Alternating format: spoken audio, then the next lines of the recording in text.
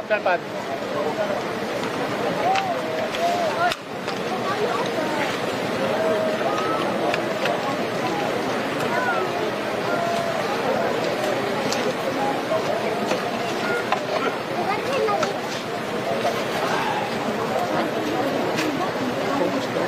Ayaw ko lang.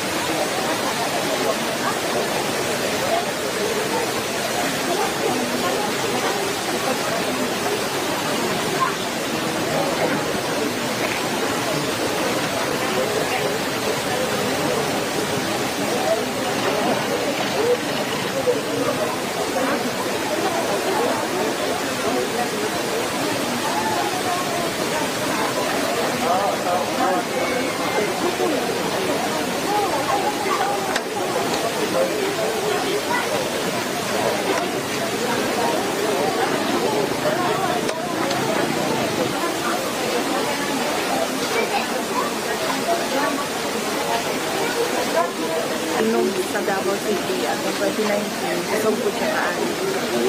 Nahugmak itong condominium dito sa amin. Sana yung gusto lang yung tanda nila.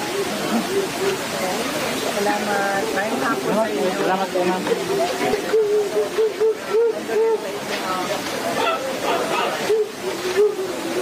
Bibi, may gusto ba tayong ipaabot sa mga nagtitima ng lindol? Oh, hello. Ilan kayo, sir, para isahin na lang natin? Isa lang kami, sir. Isa lang kami. Oh. Well, pinapaabot namin yung pakikiramay namin sa mga pinapaabot namin yung pakikiramay namin sa mga pamilya ng mga namatayan at pinapaabot rin namin yung aming pagsuporta sa mga apektado noong lindol, yung mga nasira ang mga bahay at merong mga nasira na mga kagamitan. Guys, kagabi po nasa Medellin kayo, ang maraming buko. Saan pa po kayo uminig sa pagkakita? Siya po ano yung mga kailangan ng mga kabahayan natin dito siya? Oo. Dalawang araw kami dito, no, kahapon.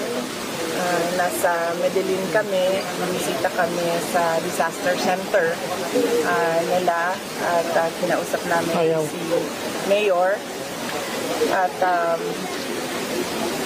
ang sunod namin ay kaninang umaga sa Bugo. Merong mga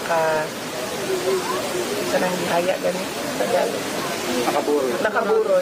Merong nakaburol na mga patay doon sa Bugo.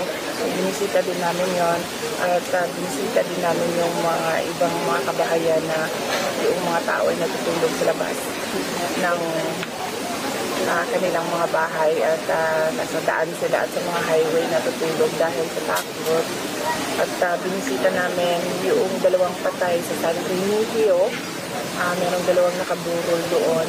At ngayon nandito kami sa isang barangay din sa Bugo para bisitahin yung mga biktima ng landslide dito, mga namatay din at ang kanilang pamilya. Sa assessment ni guys, ano yung mga pinakakailangan din yung mga apektado na din? I think kailangan niya ata ilapit din kasi yung sound niya. Ang nakita ko, ma'am, kasi nandito kami kagabi, sa Medellin kami natulog, ay yung kuryente. Lahat ng mga areas ngayon, walang kuryente. No? So, hindi makapagbukas ang mga negosyo at hindi rin makabalik ang mga tao sa mga bahay nila dahil sobrang init at syempre sa takot na rin. Pangalawa, ma'am, yung tubig, dahil walang kuryente ay wala ding tubig. So yan yung dalawa sa pinaka kailangan nila ngayon. Ang pangatlo ay yung stress debriefing. Napakahalaga ng stress debriefing sa mga tao dahil takot sila lahat sa nangyari, nagulat sila lahat sa nangyari at takot sila na bumalik sa kanilang mga bahay. Marami sa kanila ang bigla na lang umiiyak.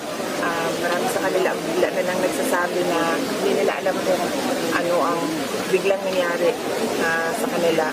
So dapat meron stress debriefing yung mga tao para mailabas nila yung mga nararamdaman nila at takot nila.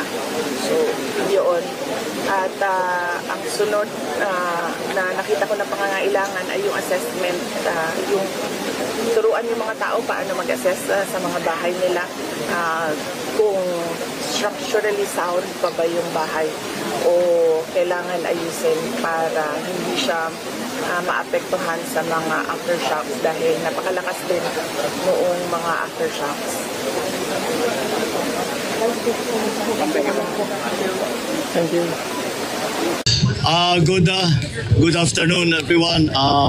Andito ngayon tayo sa lungsod ng Bugo para tignan ang mga naging problema na dinala ng lindol nung isang araw. At ang pinakamalaking damage na dinala ng lindol ay infrastructure damage, mga building.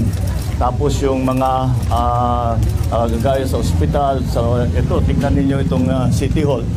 Ganyan talagang naging effect. Kaya nahirapan kami ng kaunti dahil wala kaming pagpupuntahan, wala kaming paglalagyan rather ng mga na-displaced na pamilya dahil hindi tayo nakakasiguro sa mga evacuation center.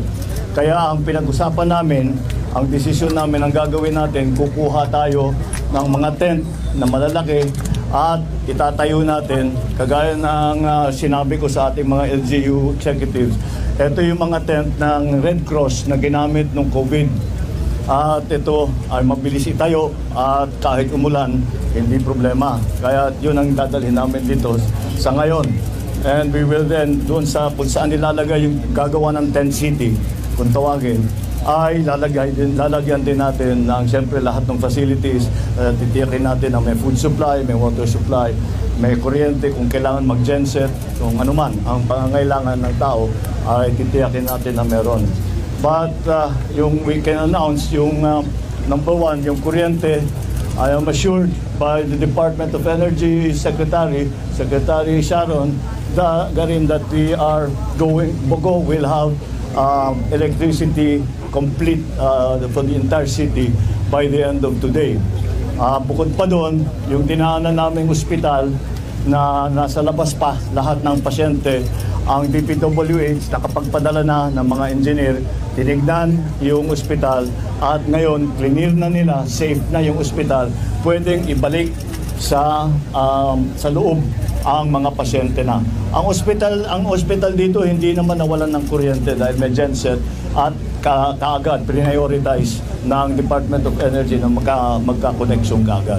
So that's those are the tapos nakapag magre-release kami ng konting tulong both from the Office of the President, yung aking the amounts that I enumerated earlier, both from the Office of the President and in the form of LGSF or Local Government Support Fund, in the amounts of 150 million for the province, 75 million for the other towns, and maybe smaller amounts for those depending on the need. And I assured all of our local executives that this is not, hindi ito minsanan lang. Pag-alis, baka naman isipin nila na pag-alis namin dito tapos na lahat. Hindi. We will continue to monitor, we will continue to coordinate with the leaders, the local leadership, to make sure that maganda ang takbo ng ating rehabilitation and all the support na binibigay natin.